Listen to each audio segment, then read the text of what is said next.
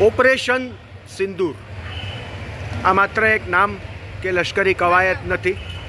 વિશ્વના નકશા ઉપર સમગ્ર વિશ્વને ભારત અને ભારતની આંતરિક બાહ્ય તાકાત શું છે તેનો જવાબ આપતું એક અનન્ય પ્રકરણ છે ભારતની લોકશાહી અને લશ્કરી તાકાતનું.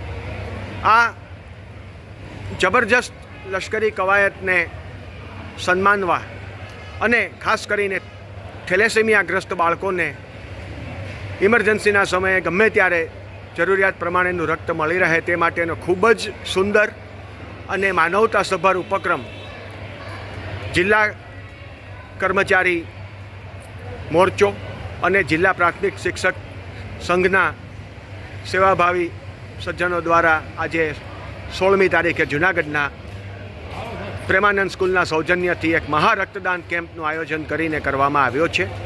આપણી સાથે ઉપસ્થિત છે આ સંઘના યુવાન અને સેવા તત્પર ભાઈઓ, અને સાથે આપણી સાથે વાતો કરશે જિલ્લા શિક્ષણ સંઘના પ્રમુખ શ્રી નાઘેરા સાહેબ.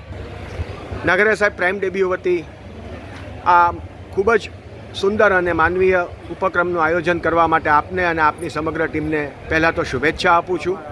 અને હવે અમારા દર્શકોને આ વિચાર ક્યારે અને કેવી રીતે આવ્યો અને એનો અત્યારે આટલી સરસ રીતે જે અમલ થઈ રહ્યો છે તેના વિશે થોડી વાતો કરવા વિનંતી છે. અમારે ગુજરાત રાજ્ય સંયુક્ત કર્મચારી મોરચાની એક મિટિંગ કરવામાં આવે છે. ત્યારે અમને માલુમ થયું કે માનનીય શ્રી નરેન્દ્રભાઈ મોદીનો જન્મદિવસ 17 સપ્ટેમ્બર, તો આપણે એક ઝુંબેશ ચલાવી અને થેલેસેમિયા બાળકો માટે બ્લડ કેમ્પ રાખીએ.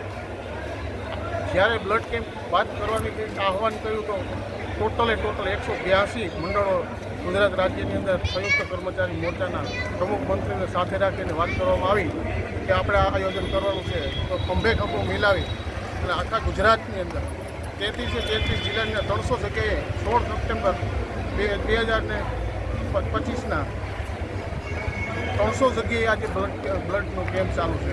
સ્વયંભૂ કર્મચારીઓ, ગ્રામજનો, વડીલો, ઘણા સેવાભાવી સંસ્થાઓ પણ આ બ્લડનું દાન આપે છે.